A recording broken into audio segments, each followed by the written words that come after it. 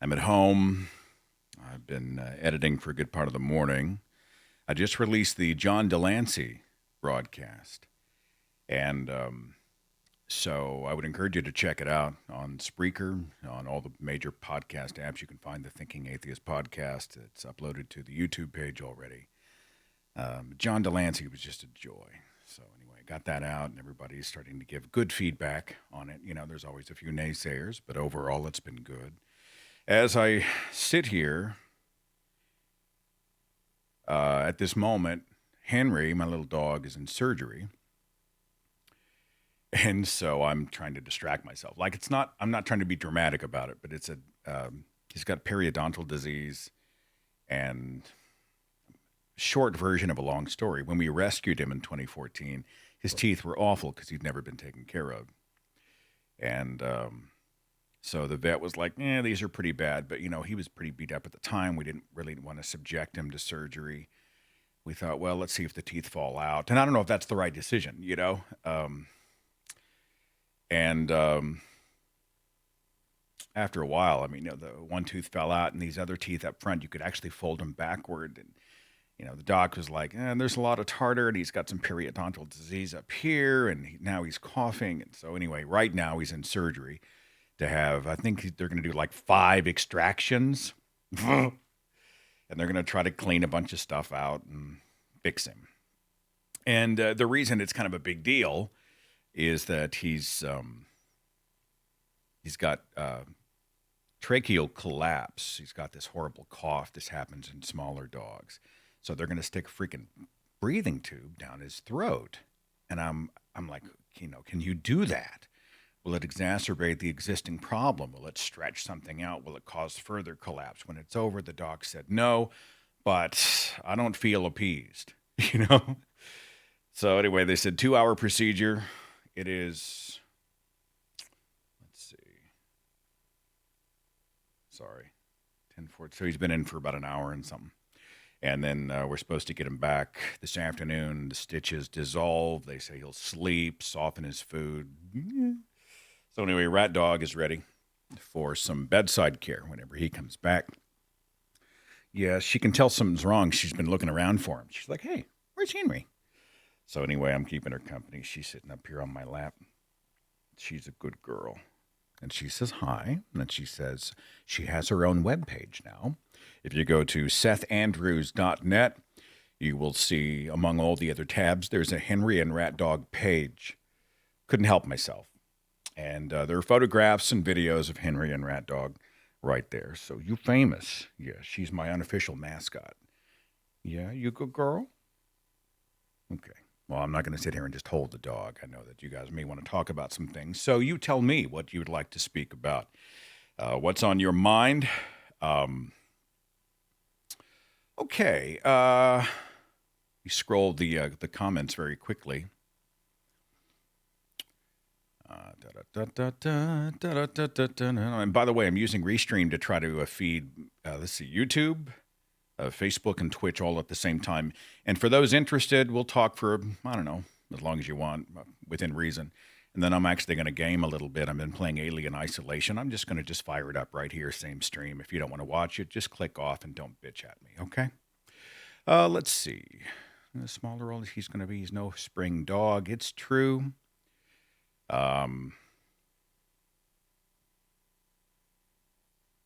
Russell said my brother's dog had similar work done, had the trachea problem.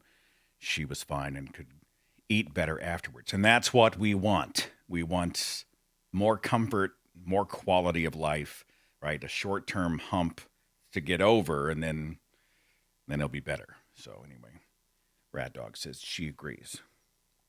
She's a good girl. Okay. And I'm a total pushover for these animals. I've become like that little old lady with the 7 chihuahuas. Oh, I love you. Come here. Whenever I come home from wherever, and if I can go out and get the mail and walk back in, and they'll look at me, especially Henry, like I've been gone for a month.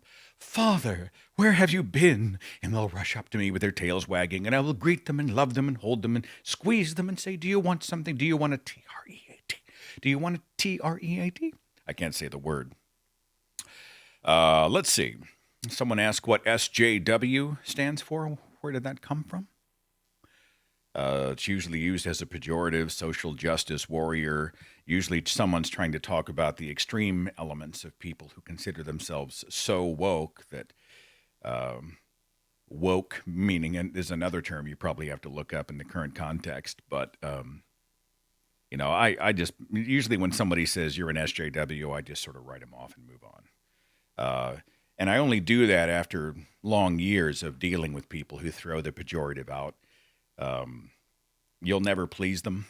They're always going to take a machete to an arena that needs delicate surgery. When we're talking about social issues, issues related to equality, gender equality, equality among religions, among races, blah, blah, blah, and you begin to speak about this, there's an ilk of people that automatically knee jerk into just shouting, well, you're just an SJW. And it's their way of discounting what you have to say, writing you off, aligning you with, it's funny because you can be accused of being an SJW, which is fine.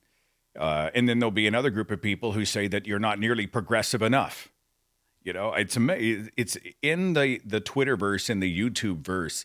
You can be saying the same thing, and you will have one group of people say that you are regressive left, and someone else says that you're alt right, and everybody drags their pet soapbox into the room and shouts about it. And I've stopped getting tripped up on all those pebbles. At the end of the day, I want to see humanism prevail. I want to see equality and goodness and compassion and empathy prevail. And if somebody wants to throw trash from the cheap seats, knock yourself out. You might need the exercise. For me, it makes not one bit of difference. I'm not going to sit here and worry about whether or not I'm validating your perception of what these values are and how they should be achieved. Okay. Let's see. I'm going to Houston, Texas, March the 24th. I'm going to be in Dallas on the 22nd of March. They just secured the venue. I don't have details in yet, but I'll have it real soon. And it appears I'll be in Austin on Saturday the 23rd. So that whole weekend, the weekend of the 22nd, 3rd, and 4th, I'll be doing kind of a Texas run. So mark your calendars for that. By the way, speaking of the SJW argument, let me come back to it. Did you see that Gillette commercial that just released? A bunch of people are having an opinion about it. Of course, this is what Gillette wants, just as Nike wanted with the Colin Kaepernick commercial. They're not stupid. I understand that they want people to continue to say their name as much as possible, and there may be a huge part of the marketing campaign that is motivated by the desire to simply get attention. But I also want to give them credit for being on what I think is the right side of specific issues. And, I think a corporation can stir the controversy pot without necessarily taking a side. And the fact that Gillette has released this commercial essentially saying to men, don't be an asshole.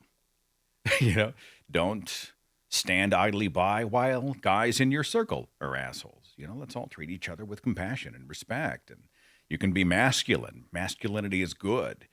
But the sort of bad forms of masculinity taught by our fathers and grandfathers, this sort of dominance, this sort of we're stronger and smarter than women. It's, hey there, little lady, can I give you a hand? Would you like me to tell you what she meant? Kind of thing. The subtle marginalization and not so subtle marginalization of females is something we see a lot of. We say, I'm a dude, I'm not stupid. I see it all over the place. And so the idea that Gillette is producing a message that just says, don't be an asshole. Don't be that guy. Don't minimize or marginalize women. Let's respect each other. It's not saying don't be masculine, don't be men. It's a good message. And the cynics are immediately like, well, this is just a ploy to get likes and controversy and blah, blah, blah. And there's some truth to that. But it's also a statement. It's also a bold sort of a position to take. They have chosen a side. I buy that. Gillette wants to make money. I get that. But they're also saying, fine, but we also want to be on the right side of history while we make money. I'm okay with that. I'm not that much of a cynic. And what I'm seeing of course, online is everybody's talking in generalities. Somebody this morning was like, well, all feminists want to do this. I'm like, wait, what? Wait a minute. All? Like you've surveyed all feminists everywhere? Do they all define feminism the same way? Do they all agree with each other? I mean, even a cursory look. I mean, all you have to be to know that that's false is mildly observant.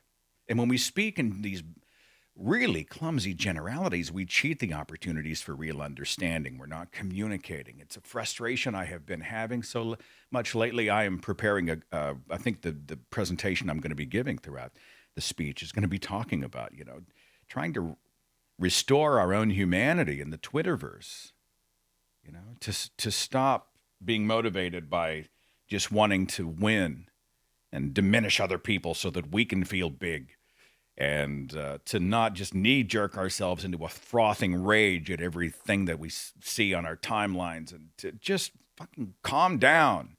Calm yourself. Let's just de-escalate. And there are times already someone's like, well, he's saying we shouldn't be outraged by Nazis. Am I talking about Nazis? This is the challenge that you and I have. As an activist, right, relatively speaking, a public figure. And it's amazing when you are, producing content that shoots out in so many different directions, to see the sonar pings that come back, to see the reactions, the conversations, the lack of conversations that come back. It's a cage match out there. And I think finally there is a boomerang effect. I think people are at a point of critical mass, a great many people. They've had enough. They're tired. They're weary in their minds and their hearts. And they're like, God, all of the noise and the fighting and the extremism and the oversimplification, the generalization, the vilification. I've had enough. I've had enough. I've had enough. I've had enough. I think that is a real thing. It's starting to happen. Do you feel that in your own life?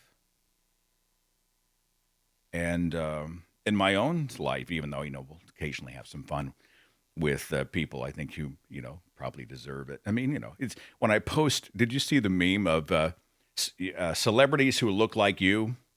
And it's Mitch McConnell. And this is the guy, obviously, who's right now blocking the bill to fund the government, to reopen the government and put like 800,000 people back to work. And so somebody put a photograph of him next to the creature from Pan's Labyrinth, which is one of my favorite films. And the creature, he's got the eyes in his hands and he's holding them up like this.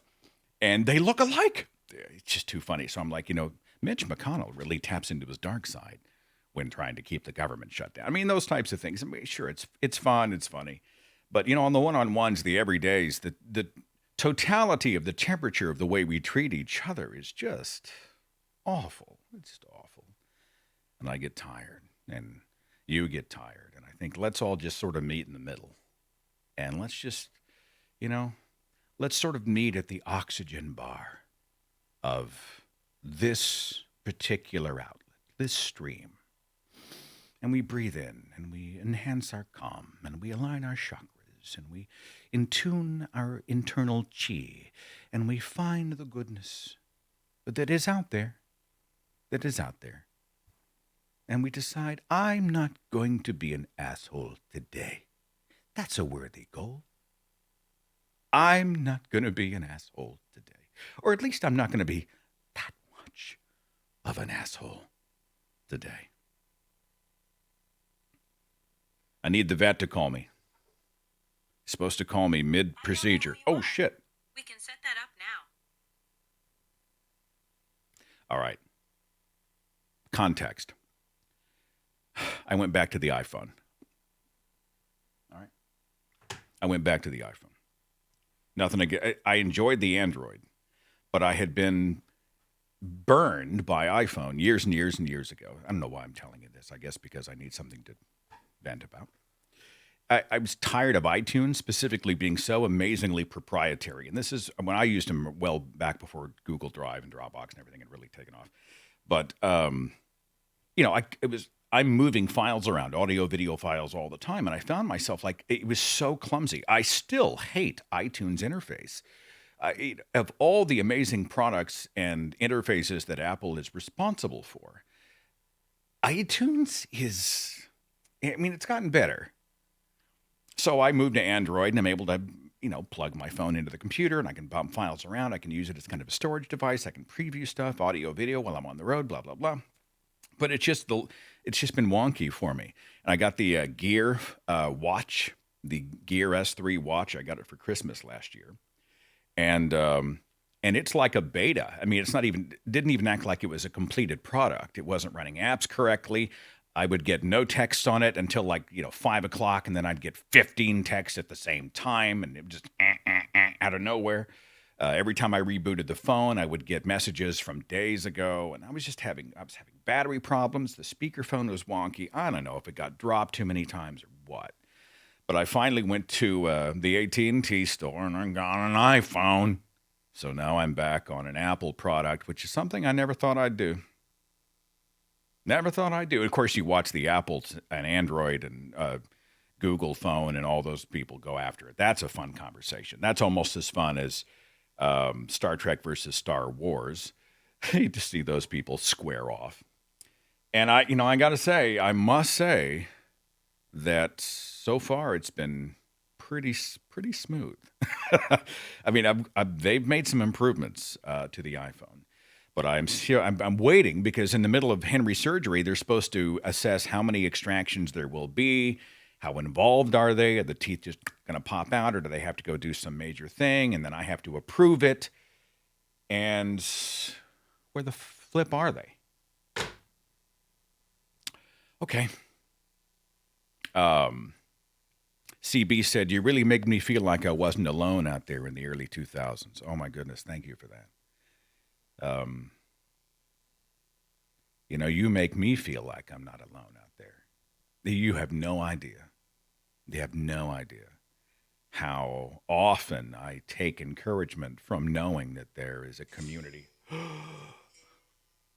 You want to listen in? Breaking Bad ringtone. Hi, this is Seth. Hey. Yeah.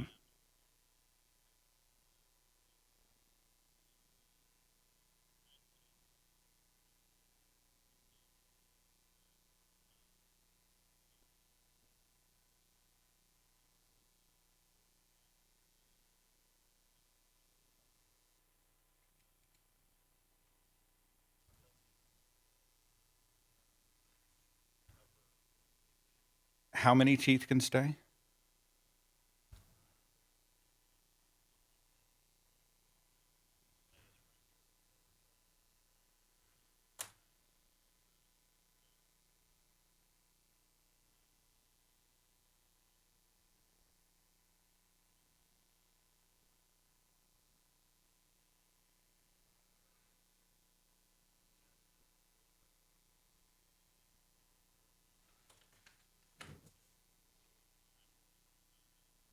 Yeah, I understand.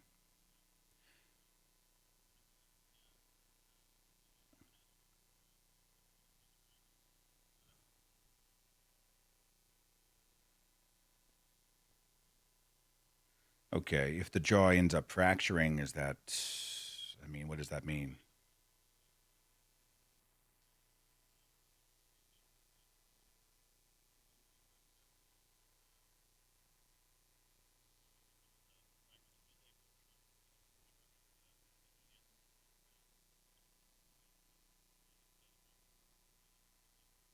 Okay. All right. Well, I'll keep my phone next to me, and if anything transpires that I need to know about, just feel free to call at any time.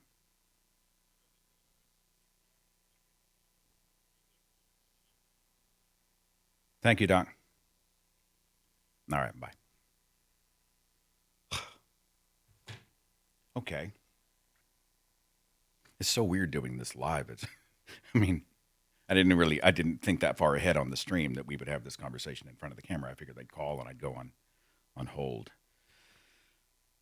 Henry's started with 26 teeth. 4 teeth fell out as they were doing x-rays, so they were barely hanging on. 18 of his teeth have to be extracted. 4 teeth will stay. Whew. And they're saying that because of his size and the amount of periodontal disease, that if they pull these specific teeth on the jaw, there's a chance the jaw may fracture. Ugh. But he said if they don't pull the teeth, the jaw is going to fracture regardless. But he had to make me aware of the risk. So, wow. They're going to pull 18 teeth.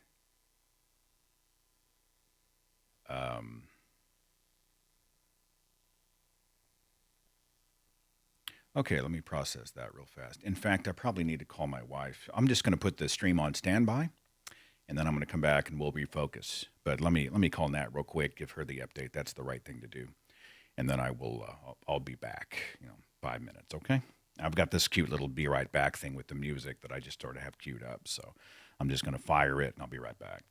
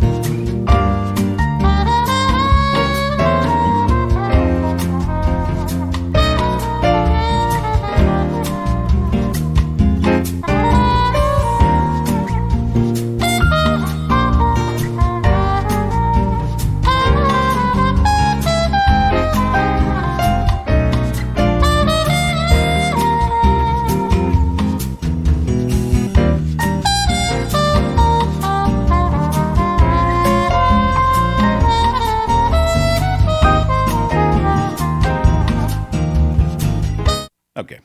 Oops, wrong one. She's going to call me right back. Let's see. Does anybody ever get bullied for being an atheist?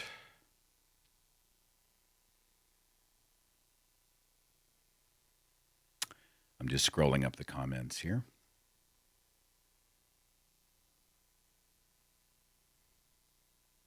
God, I'm kind of like, ugh. I'm such a pushover when it comes to my creatures. Incoming backup says, if you see my question, please answer. I really don't know what to do. Usually I get along with believers. My best friend truly believes, but I still get bullied. I need more. Are you being bullied by your best friend? Because that raises a tremendous number of red flags. No best friend would bully you for thinking differently than you do.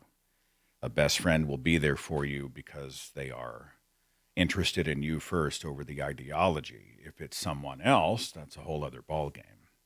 But I don't see a best friend acting in that way. Friends act like friends. Family acts like family. And anybody who would sort of cross those boundaries like that, I mean, they're revealing quite a bit about themselves. They speak to you in a way that I think betrays a tremendous insecurity. I mean, you can see the difference between two people who stand in a room who are on opposite sides of an important issue, religion, politics. I mean, you can talk about everything from a woman's right to choose to the death penalty to the legalization of drugs to right to die issues to the role of government to ISIS to whatever. I mean, let's put two people on opposite sides of an issue that's kind of a hot button.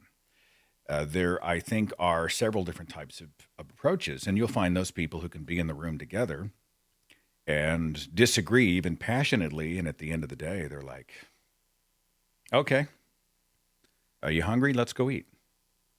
And then there are other people who almost start to vibrate, like they just can't abide someone in their proximity, close proximity with a disagreeing point of view. They just can't stand it unless this...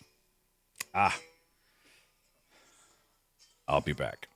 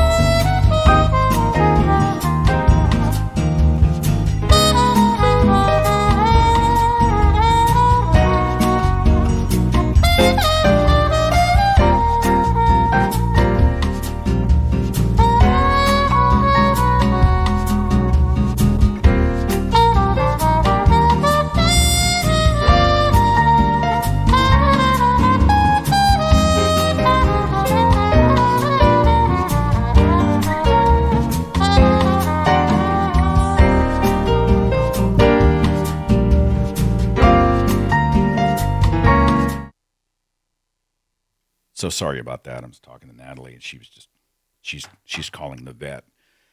I'm not able to fully answer all the questions that she has. So anyway, God, Henry is going to lose today. He had 4 drop out, and 18 will be extracted. 22 teeth. So, man, what were we talking about? Oh, bullying. The short answer is boundaries. People accept you for who you are, or they don't. People want you, or they want validation from you. Those are 2 different things. If someone can't stand next to you and have even a passionate disagreement, but still respect your space and respect and like you, they're not friends. Fuck them. I hate to say I've become that person, but I've become that way with some members of my own family. If you don't, you're not interested in me. You're interested in a reflection of you. That's not friendship. It's not connection. It's not support. It's not respect. It's not any of those things. I mean, I have a saying that I like to use, and I always have to qualify it because on its surface it sounds pretty awful. It's what do you bring to my life that is worth having? And I don't mean that in the context of what have you done for me lately, right?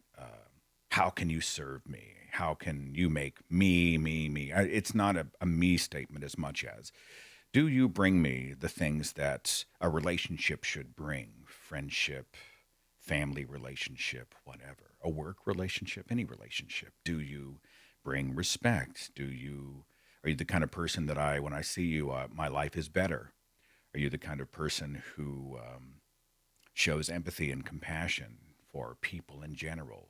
Or are you parasitic? Do you take? Do you constantly just sort of suck the marrow or suck the life out of these circumstances that we're in? Is it all one-sided? What do you bring to my life, to my family's life, to my situation that might be worth embracing? And if someone fails that test, if you're constantly sort of spilling into their lives and they're just a black hole, I think that tells you something about the temperature of the relationship. And boundaries are, they're hard. They're hard to draw sometimes. People play the family card. They play the friend equity card. They play the we've known each other for 30 years card. They play the people can manipulate all kinds of circumstances to make you feel obligated to hang on, but life is too short. And if someone's crossing the boundary and they're just doing nothing but breaking you down and injecting negativity, you have the right to close the door, lock it tight, and say, call me when you are ready to embrace me for me, all right? And until then, please understand that I'm going to remove you from my inner circle. I want peace. I want harmony. I want respect. I want empathy. I want goodness. I want to be able to live my life on my terms. I want this temperature in my circumstance, and you're not a fit for that. Sorry. I'm not saying echo chamber. I'm saying respect. We can disagree passionately and even respect each other. Sherry said, being forced to watch the movie A Thief in the Night at 5 years. Jesus, they showed it to you at 5? For those who aren't familiar with A Thief in the Night, it was a series of films made in the 1970s and early 80s. A Thief in the Night, A Distant Thunder, Image of the Beast, and I think there was a fourth one. They were produced by a shoestring Christian production company that depicted the rapture. And so what happens is all the Christians are raptured, and then the tribulation begins, which is a 7-year period where Satan is given dominion over the earth. This makes no sense. Like, morally, it makes no sense that a loving and benevolent God would rapture his children and then say to his archenemy, okay, here are the keys to the car. I'll see you in 7 years. It makes no sense. Well, the Lord works in mysterious ways. That's just crap. But then the movie depicts just a meat grinder. You can still accept Jesus during the tribulation, and you can still end up in heaven, but you're likely going to be executed. So it's better to accept him now before the first rapture, And so the film is essentially fear pimping the Jesus message through imagery about a one world government, people walking around with machine guns, stamping the mark of the beast on your hand or forehead, if you do accept Christ and you don't become part of this one world devil government, they bring you into a public square and there's a guillotine with blood on the blade and they, you know, put you down and they stick your head in there and they chop your head off and carry your head off in a basket. This is actually depicted in the films. This film is shown to children. I was in 8th grade at Eastwood School whenever they brought this thing in. And they showed us the trilogy. People were crying. The kids were crying. We were terrified. And then, of course, at the end of the movie, when they show the guillotines and the monsters and the book of Revelation come to life, and it's awful. Get Jesus today. And they have an altar call. What do you think happened? These young, impressionable pod people, these cocooned young children, products of a Christian family and culture anyway, preconditioned to buy this stuff, they rush forward in tears and trembling, and they throw themselves at Jesus' feet and say, "Save me, save me, save me, save me." This is child abuse. There are people, I think there was a Facebook page for people who had been so scarred by those films, so terrified by what the future, like at any moment when Jesus comes back, if I'm not worthy and I get left behind, they're going to torture me. They're going to kidnap my children. They're going to cut my head off in a public school. I mean, it's, to some it sounds kind of like unbelievable. But when you're, when this is your reality, when you believe a literal book of Revelation, then, it's not so far-fetched. You've already become conditioned for magical thinking. You're a trusting child, trusting the authorities over you, saying, "Warning, this will happen. This is a done deal." And there was a Facebook page, support group for people who'd been damaged by the films. And, it's pathetic to see religion using fear tactics to try to emotionally manipulate people into essentially subservience and slavery to their idea. And to go after young kids is unconscionable. When I think about it even now, my blood boils. AR says, "I have to chat with my parents regarding Trump since he's been in office. It's impossible to talk with them without them defending him." Oh, don't waste your time. And I think, communicate your messages on your platforms your way. And if you're going to go expecting to walk in their door and get past Trump cult, you're wasting your time. This is an exercise in futility. That way madness lies. Save yourself.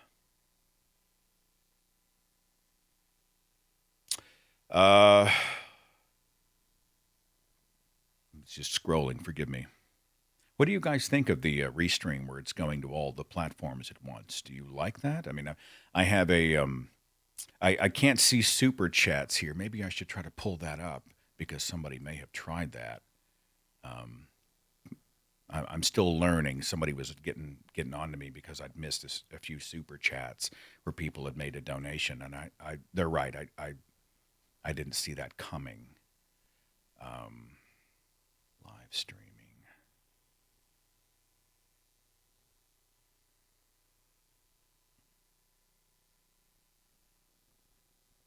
Live streaming. Super chat. No new super chats. Okay. I guess that's good.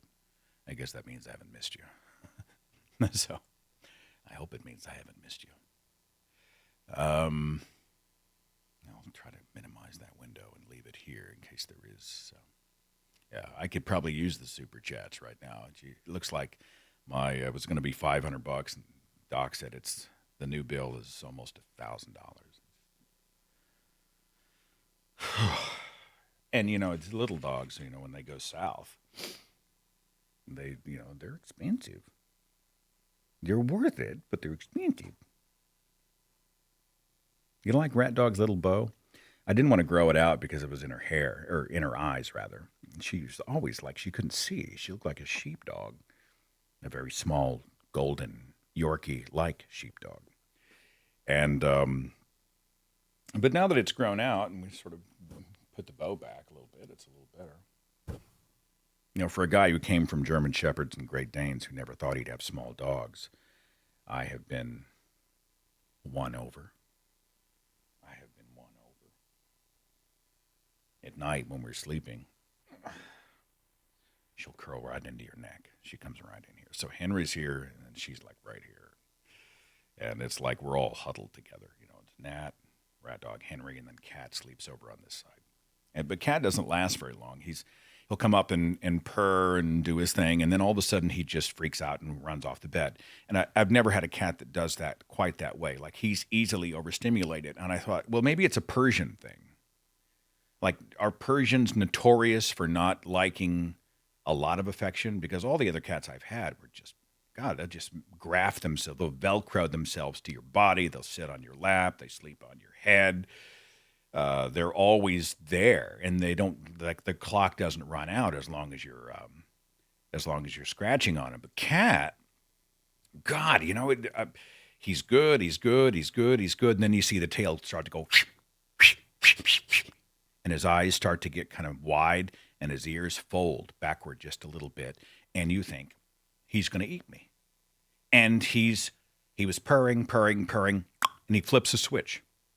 And then he's not, and then he'll just, and he turns into the devil. Is that a Persian thing? Because I've had cats all my life. I've never had a Persian before, and I've never seen, so I don't know.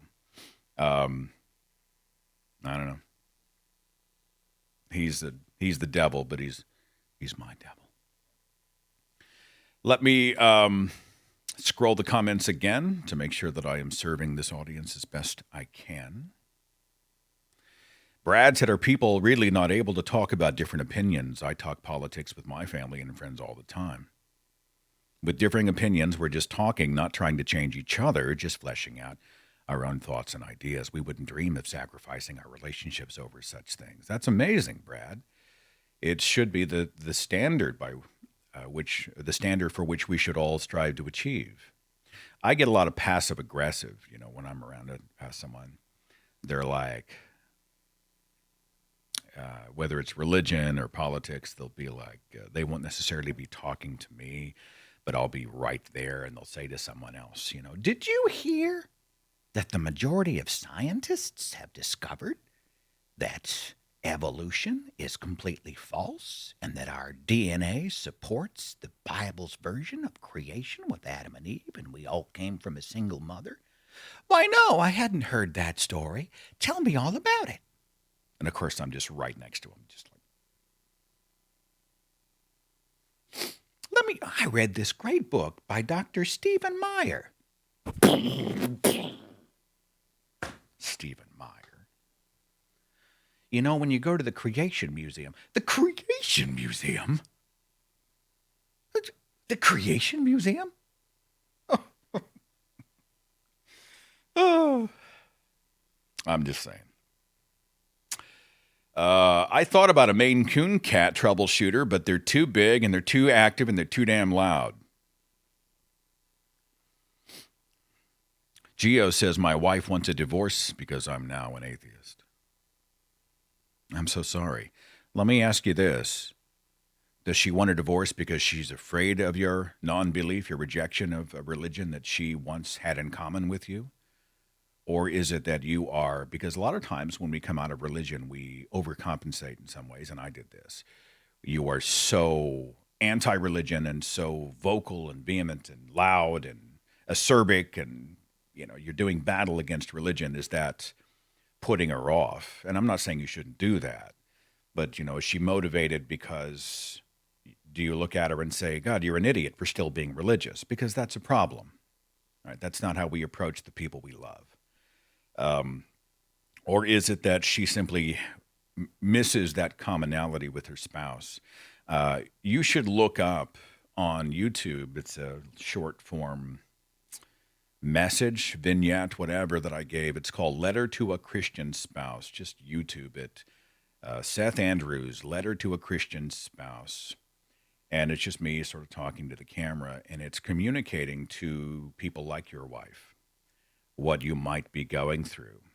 And, she probably thinks right now you're a stranger. She sees you as kind of a foreigner. Who is this guy? It's not the guy I married. And so it has helped some people to communicate to their partners that I'm not a monster. I didn't choose to not believe. I'm not just mad at God. I'm not going through a mental breakdown of these. I need you to understand kind of where I'm at, how I got here, and what this might mean. And it's a great softening. I think it's a great softening if you can get her to sit down and watch a 15-minute clip from a total stranger like me. Letter to a Christian Spouse is a resource that might help you. And maybe she can see you as the whole person, as hopefully you will see her as the whole person. And then you can decide whether your values line up and what the future holds in a more well rounded context. I'm no marriage counselor. I'm not a psychologist. I'm not an expert in relationships. I'm just saying I've been doing this for a long time.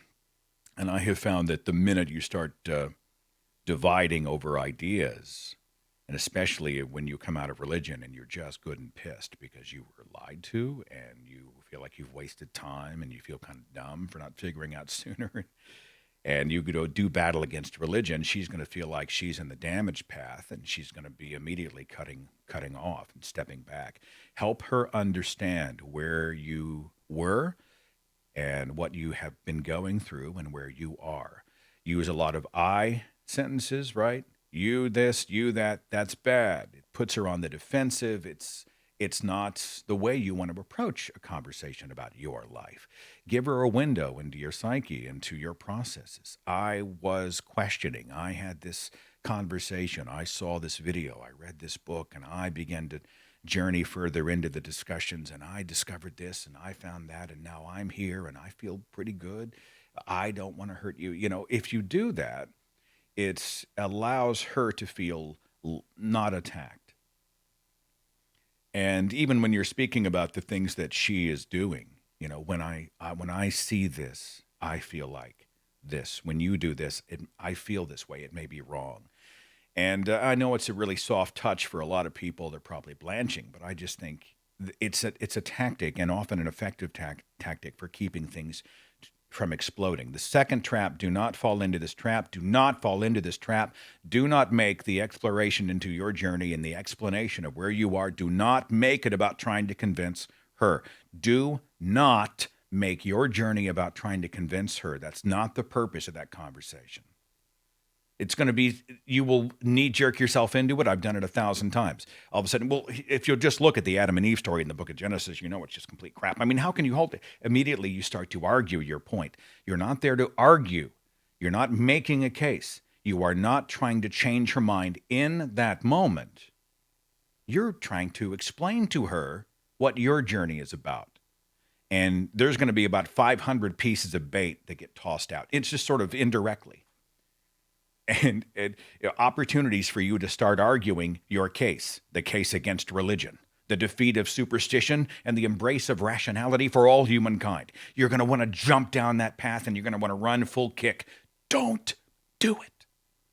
There are times and places for those conversations to happen, but it is not now. Now you are explaining where you are. This is how I'm doing, where I'm at, how I got here, how I'm feeling, what I'm hoping for. I don't know. It just seems like pretty good advice, And I borrowed some of that from encounters I've had along the way. I've seen what's worked in my own life and what hasn't. And, man, I don't know. Hopefully it'll help you. A few more real fast, and then I think I'm going to fire up some Alien Isolation and watch people bitch about me gaming on an atheist channel.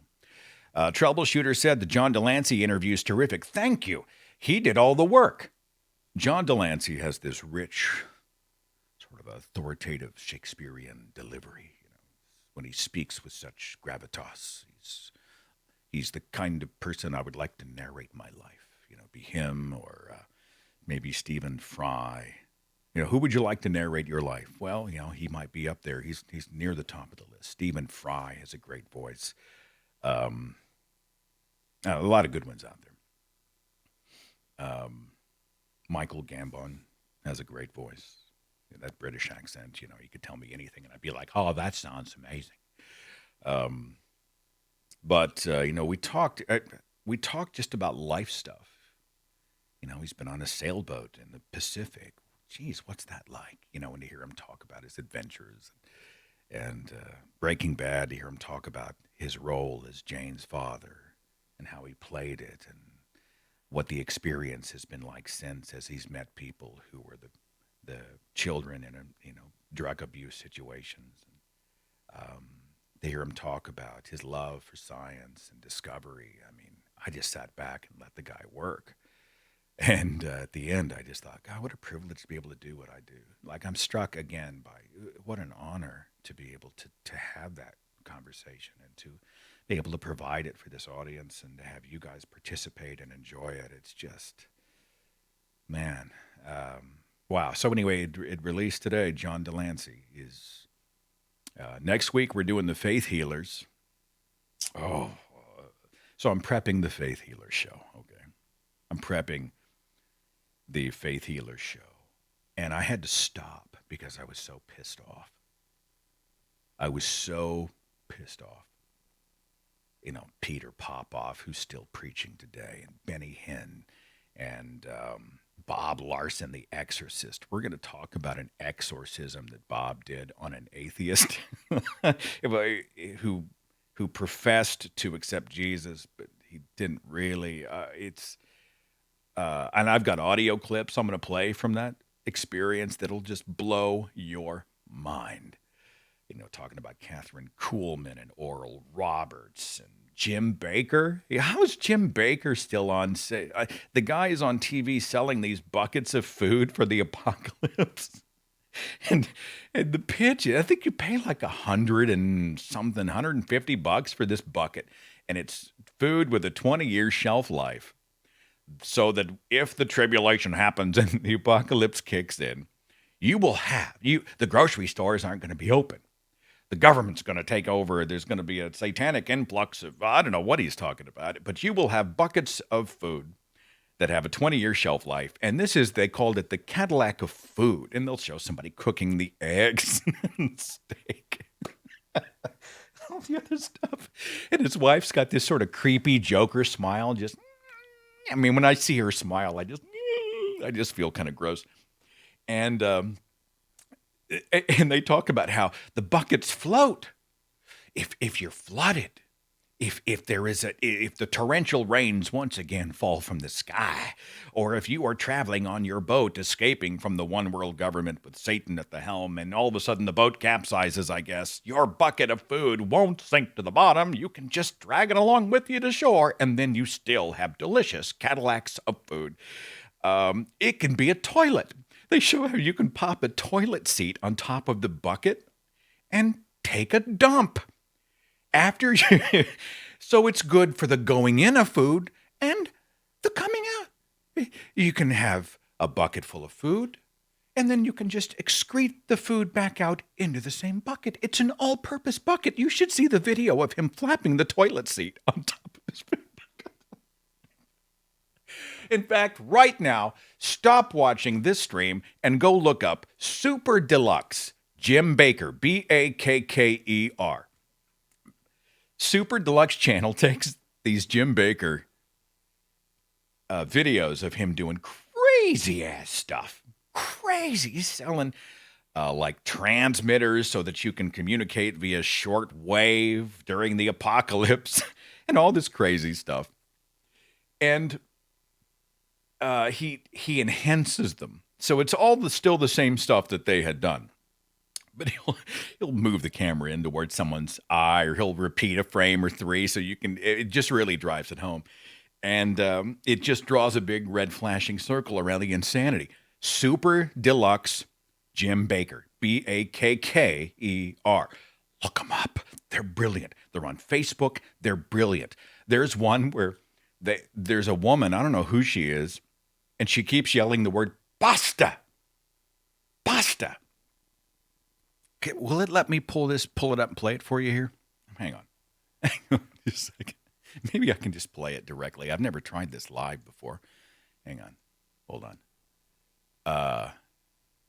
Hold on. Hang on. Let me see if I can pull it up. Okay. Okay. Super Deluxe Jim Baker Pasta. Oh, it pops right up. Okay. Okay, hang on. Hold on. Now, how do I add this? I'm going to do this. I'm going to add a window.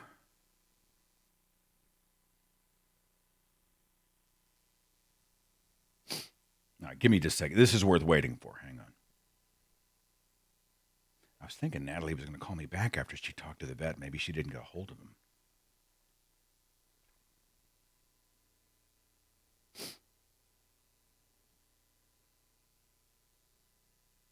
Okay. All right.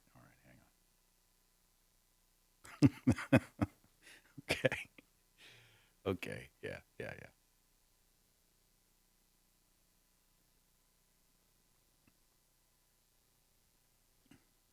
I can play this window within a window, I think. Slightly larger window. See, a smart man would have already realized he was going to do this, and he would have prepared, but I've been busy with other things. Okay, all right. Let me jump out of here real fast, and I'll play you this. Hang on.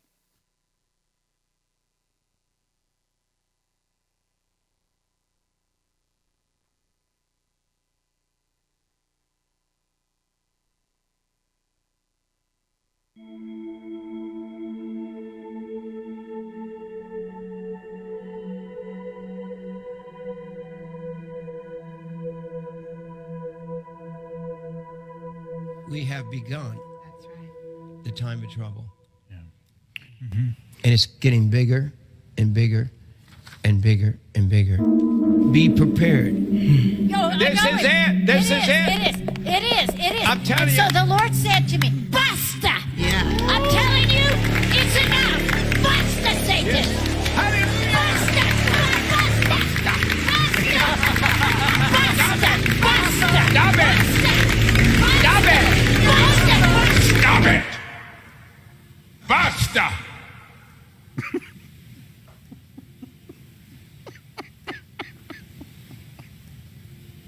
Basta.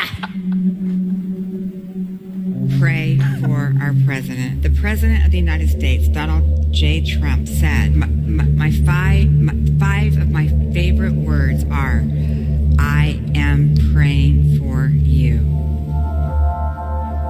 And that's what he needs. He needs prayer protection, and the whole family. They all need the prayers. And we got some mature leadership, and yet immature people are trying to tear him down. And it's good. The bottom line is, as Jim has taught us, the bottom line is it's good against evil. It's just bottom line basics.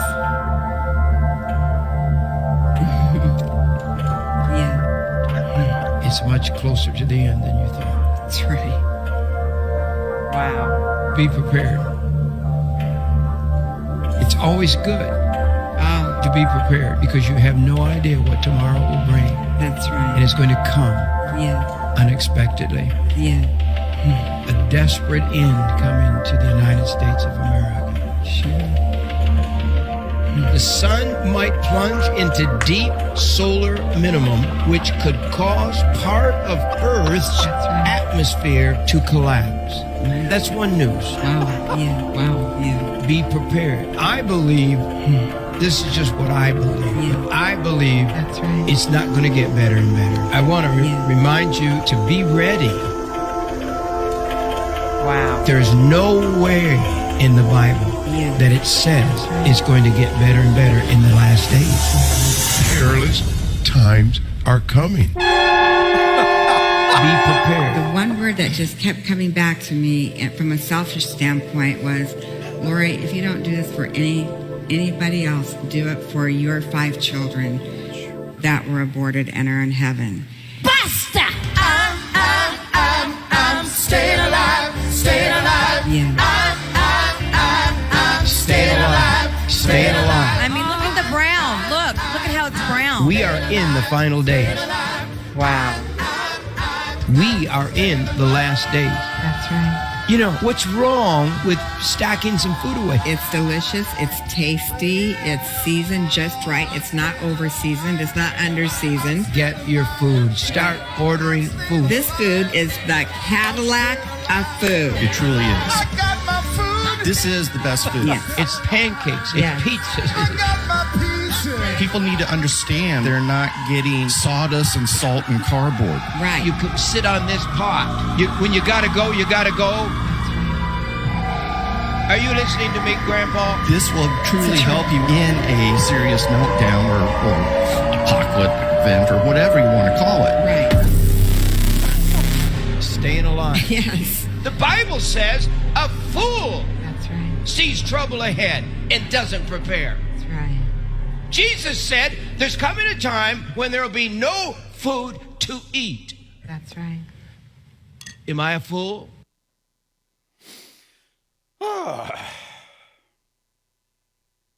Okay. Shalom and welcome to all. Basta! And if you are not subscribed to Super Deluxe right now, you must do so. You have to like the page and follow it because he does all kinds of, it's not just Jim Baker. It's all kinds of insanity. He does a lot of Trump stuff. But I mean, they're playing this straight. And there's another video where he actually does show the toilet seat on top of the bucket. And, of course, this, even if you believe the Bible, I mean, what's he talking about? An asteroid or something? The sun's going to melt part of the earth or something like that. Our atmosphere's going to go away. Oh, my God. And people are making this guy rich. Who are those people in the audience? Who are those people? Are they plants? I look at them and they look like, I mean, I've seen some of these people that I think at a family reunion.